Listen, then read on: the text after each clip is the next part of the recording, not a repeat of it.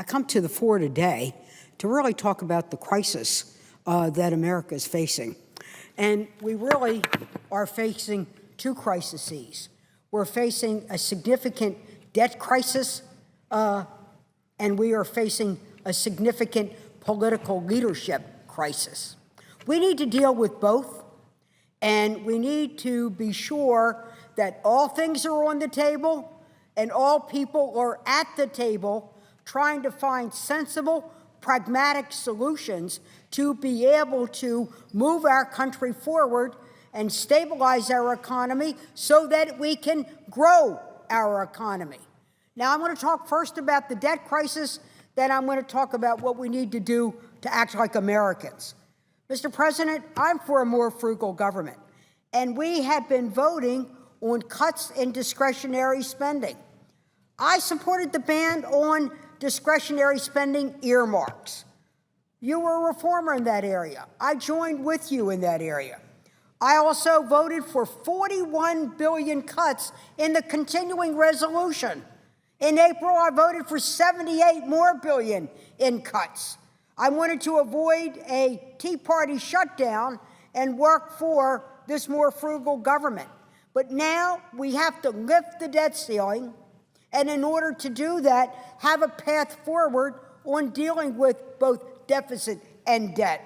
But in order to do that, we need to, just as we cut the earmarks on discretionary spending, we've got to cut the tax break earmarks. Those tax break earmarks that have gone to the well-connected, but who are disconnected from how we can help our economy grow. I never thought a budget deal would be easy, but I thought we could agree on a few key principles. Well, we haven't. The Republicans want to close Social Security offices. I want to close tax loopholes. They want to get rid of teachers. I want to get rid of sacred cows. And that's why I voted last week to end the tax break on ethanol production. Wow, talk about a tax break earmark. It is in ethanol, and it has serious consequences to our budget. It's also artificially raised the cost of corn. And so what does that mean to Barb Mikulski? Well, right now, one of the most important industries on my eastern shore is poultry. Poultry has helped make Maryland great and provided jobs for thousands of Marylanders. People who work hard, get dirt under their fingernails, salute the flag. Well, they want us to act like we salute the flag and work under the flag. Corn is now $7 a bushel. I've got companies that have been around for over 100 years filing bankruptcy. Well, I can't allow that to go on. We've got to get rid of the artificial subsidies and deal with this, and use that money to go into deficit reduction. So I want part of any agreement that we make to make sure that ethanol is eliminating the tax break earmark on ethanol to also be in the budget. I also want to get rid of oil and gas tax breaks. Gas has reached, in many parts of my state, $4 a gallon. Yet at the same time, the 5 biggest oil companies made $36 billion in profits in the first 3 months. 3 months, they made $36 billion. Well, companies making billions in profits should again pay their fair share. We Democrats voted to end those subsidies and devote $2 billion a year to deficit reduction. Now, the Republicans want to keep tax break earmarks. I want to get rid of tax break earmarks. But they refuse to end these giveaways. Senator Durbin spoke eloquently about the tax breaks to send jobs overseas. Those jobs have left. They went on a slow boat to China, a fast track to Mexico. Other jobs are in dial 100 anywhere but in the USA. We've got to have a patriotic tax code where we crack down on the tax cheats and invest the money back here at home. And it's not only the tax cheats, we legally give them money. We take the money of people who worked in manufacturing, who paid taxes.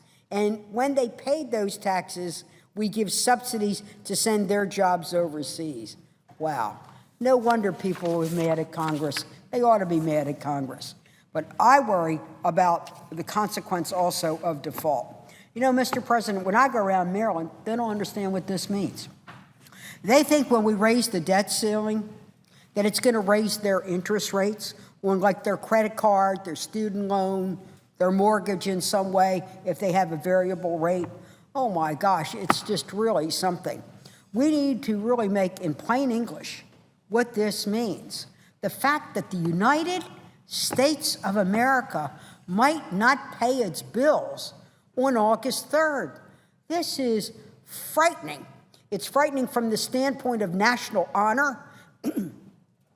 America should pay its bills. It's always paid its bills. And also it's important from our economy. The consequences could be draconian, unprecedented, even well beyond the Armageddon of the Great Depression. We could, on August 3rd, not be able to pay our Social Security benefits. We could not be able to pay our veterans' benefits. This is shocking. We can't allow this to happen. So we've got to come to the table. That's why I said at the opening of my remarks, we all have to be at the table, and all things have to be on the table. Now I'm going to talk about political leadership. I want to talk about all of us at the table. I lived through a very serious crisis when Ronald Reagan was president. And Ronald Reagan, Tip O'Neill, and Howard Baker provided the political leadership. It was tough, and it was scary. In 1982, we were scared that we could not meet our obligations, that our Social Security checks would go out. The trust fund was running on fumes. America faced the fact that we would go into default with our senior citizens. President Reagan provided leadership. I didn't agree with everything President Reagan wanted to offer, but he said we have to put America first. He called up his friend Tip O'Neill. Tip O'Neill brought Democrats to the table, and Bob Byrd was our leader in the House. Those two men stood together as Americans, not as Democrats. Turned to Bob Dole, chairing the Finance Committee, and Howard Baker. They came to the table, not as Republicans, but as Americans. That's what we need now. We have to come to the table as Americans. I love being a Democrat. My family were Democrats. We're going to be Democrats forever. But what I love more is being an American. I got into politics as a protester. In other countries, they would have thrown me in prison. Here, they put me into politics to stand up for the people. I would not have been able to go to college. I would not have been able to pursue the American dream. I love America, and I want America to have a great future ahead of it. We have to stop acting like, are we the red party and the blue party? We've got to start acting like we are the red, white, and blue party. Now, I've heard about these pledges to Grover Norquist, but I take one pledge. I take a pledge to the flag of the United States of America, one nation, indivisible, under God, with liberty and justice, justice, justice, justice for all. That's what we need to do.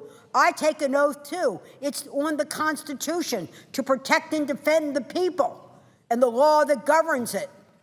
Now, let's get real here, and let's realize who our first pledge is to. So I say to my colleagues on both sides of the aisle, go back to your Republican history books. Read what Ronald Reagan did in 1982. Read what Republican leadership did in 1982. I will do the same for Democrats. When Tip O'Neill brought us to the table, I had to make tough votes.